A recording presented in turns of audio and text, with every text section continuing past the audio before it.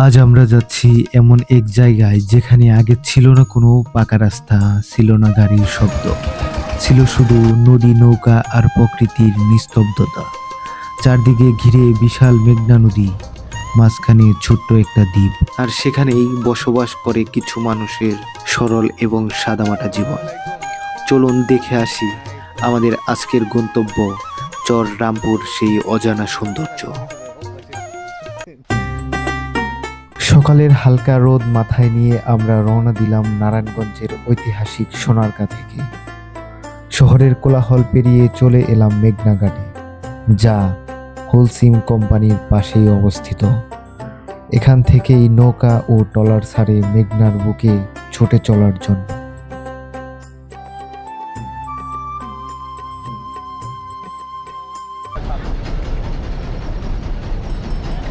আজ আমাদের গন্তব্য রায়পাড়া বা রামপুর এলাকা। এখান থেকে ভাড়া মাত্র 30 টাকা। কিছুক্ষণ অপেক্ষার পরেই চলে গেলাম সেই ট্রলারে, বিশেষ ট্রলারে। এই ট্রলারটা দেখতে খুবই লম্বা এবং শিবের মতো। আর সবচেয়ে মজার ব্যাপার হলো এই ট্রলারে কন্ট্রোল একদম সামনে থেকে, যা সত্যি এক আলাদা অভিজ্ঞতা। আমরা কই যাবো ভাই? টালিবাঙ্গার চর। টালিবাঙ্গার চর, এই যে মেঘনাঘাট থেকে ভাড়া কত? এমনি মূলত রায়পাড়া ভাড়া 20 টাকা, টালিবাঙ্গা চর আবার আপনার সিঙ্গেল করে দুজন নামাই দিতে 30 টাকা 60 টাকা। হ্যাঁ। আর কতটুকু সময় লাগে যেতে? 20 মিনিট। আর এই দিকের মানুষের চলাচল কি এই নৌকা পথেই? নৌকা পথ আছে, গাড়ির পথ আছে।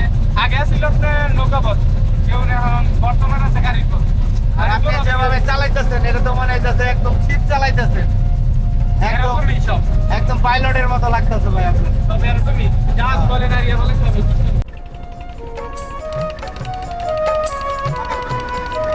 কি অবস্থা? নাম কি তোমার? কামরুল মোহাম্মদ কামরুল হাসান, তুমি কি কি কিসে পড়ো? 6 সিক্সে পড়ো। কোন স্কুল এটা? Sonargaon star flower Rabikul Shah Ali school and college. আর হচ্ছে তোমরা কি প্রতিদিনই এইভাবে আসা যাওয়া করো? জি হ্যাঁ, জি।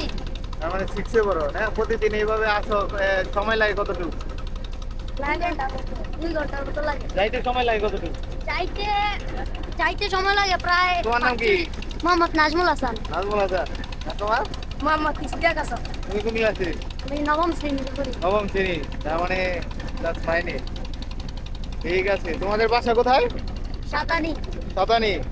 এই রায়পাড়া পার হয়ে যাওয়ার পরে না? আর তোমাদের? একই, আমরা তোমরা 2 কি ভাই। জমজ ভাই? জমজ ভাই, আপন ভাই। আচ্ছা আচ্ছা, ঠিক আছে। বর্তমানে আমরা চলে এসেছি রায়পাড়া ঘাটে। এই জায়গায় হচ্ছে এই ট্রলারে যাবো? ট্রলারের ঘাট। হ্যাঁ, এই ট্রলারে এই যে নিত্য প্রয়োজনীয় জিনিস।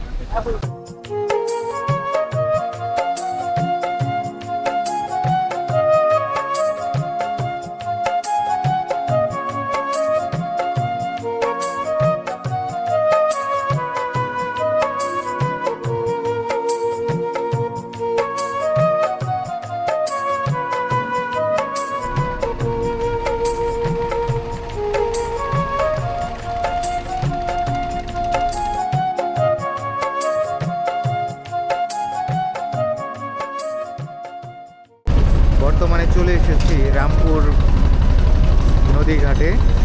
এই জায়গা থেকে বিভিন্ন ট্রলার ছেড়ে যায় হচ্ছে সোনারগাঁয়ে মেঘনা ঘাটে। দেখা যাচ্ছে রামপুর লজ লেখা আছে।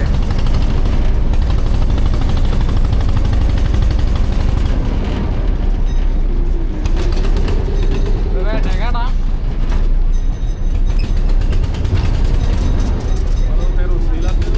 হ্যাঁ, তুমি কি চলে যাবা? কারণ এই জায়গা থেকে নেমে কোন জায়গায় যাবা? আমি এখন একটা গাড়ি নিবো, তারপর সাতানি চলে যাবো। সাতানি যাবা? সাতানি তোমাদের কোন ডিস্ট্রিক্ট? ডিস্ট্রিক্ট না, এটা গ্রাম একটা। ডিস্ট্রিক্ট আছে না এটা? কুমিল্লা ডিস্ট্রিক্ট। আচ্ছা আচ্ছা, ঠিক আছে।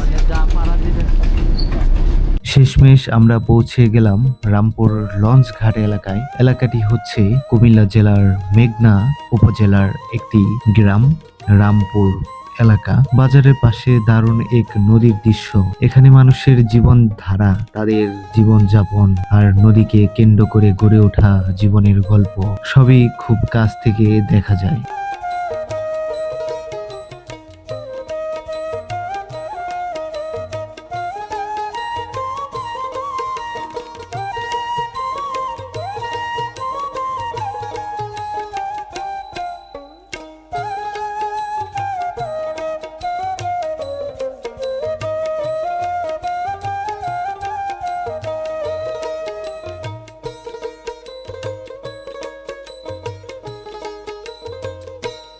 এই এলাকার নাম কি?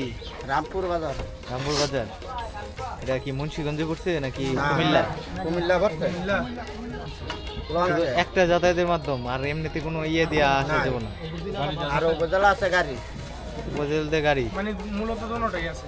এই জায়গায় জনবসতি কিরকম, মানে লোকজন বসবাস করে কিরকম? ভালোই। ভালোই না? সবাই আপনারা বাজার টাজার করেন কই থেকে? এই রামপুর বাজার থেকে। রামপুর বাজার আছে না? এটাই বাজার।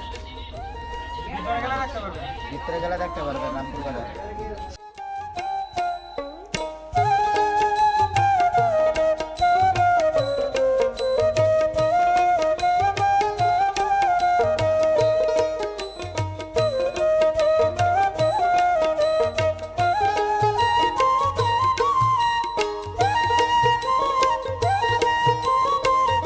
মেঘনার মাঝে এই ছোট্ট দ্বীপগুলোতে কয়েকজন মানুষের মাত্র বসবাস।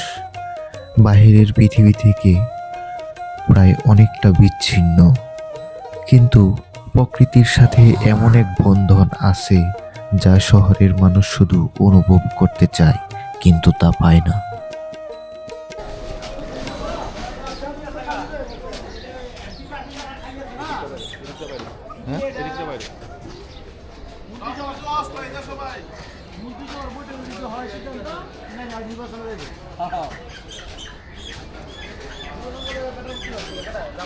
ব্যবস্থা ভাইয়া, অবস্থা ভাইয়া ভালো। আজকে কি হাটবার নাকি? আজকে হাটবার। বাজার মরে গেছে গা ভাই। বাজার এটা জীবিত নাই।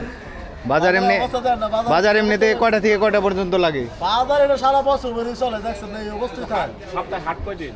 সপ্তাহে আর 2 দিন। কিবার কিবার? শনিবার বুধবার। শনিবার আর বুধবার। আন্দাজের মতো আন্দাজের লাগে এটা মিলানো হয়। ও আচ্ছা। মিলানো মাল বেচা গেলে কম।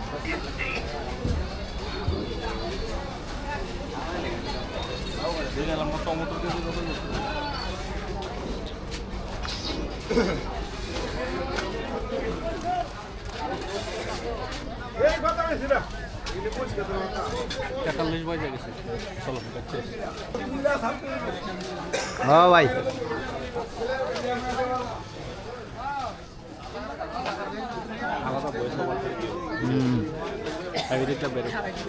এই করতে হবে। আসসালামু আলাইকুম। সালাম, কেউ ভালো আছেন? হ্যাঁ এই তো।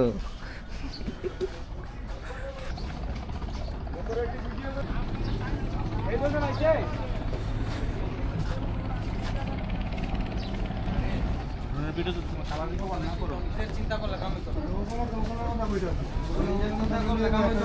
বড় ভাই, তুই তো নিজে চিন্তা করলে কাম হইতো না।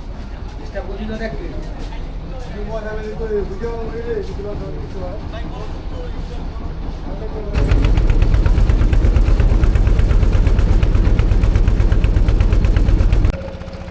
অবশেষে আমরা এই মেঘনা রায়পুরা থেকে আমরা চলে যাচ্ছি।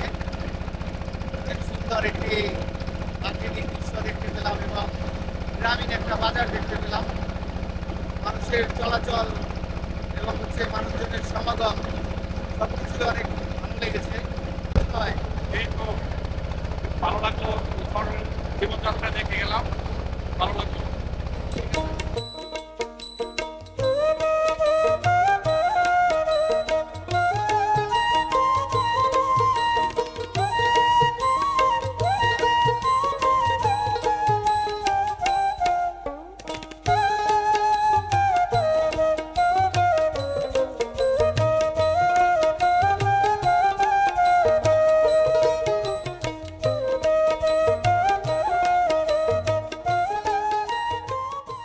তো এভাবেই শেষ হলো আমাদের আজকের নদীপথের ছোট্ট যাত্রা। নৌকার শব্দ, মেঘনার হাওয়া আর মানুষের সরল জীবন সব মিলিয়ে দারুণ এক অভিজ্ঞতা। যদি ভিডিওটি ভালো লাগে তবে লাইক, কমেন্ট, শেয়ার করতে ভুলবেন না। সামনে আরো নতুন ভ্রমণ, নতুন অভিজ্ঞতা নিয়ে আপনাদের সঙ্গে দেখা হচ্ছে। ধন্যবাদ সবাইকে।